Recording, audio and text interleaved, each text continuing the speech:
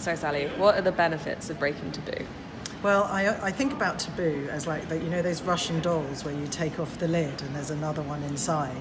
So for me, one taboo will lead to another. So the benefit, it's like always the benefit is you go to something that is a problem and people aren't talking about it. So, okay, let's talk about that. And when we start to talk about that, we begin to open out the more complex things that may lay underneath it. But also we begin to have that conversation, and it's every time you start a conversation, you are in a way en route to breaking a taboo.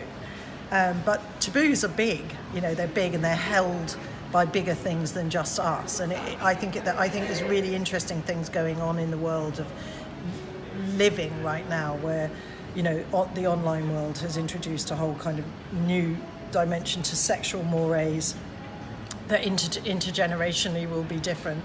I think the way that younger generations deal with and talk about emotions is different from older generations. So I think that taboo in itself it's not stagnant. Taboos, they're fluid and they change, and they are shaped by the cultures and the behaviours that we're in. So in a sense, if you're working in a competitive environment where part of the competition is your ability to authentically express your emotion, you're sort of playing into your emotion.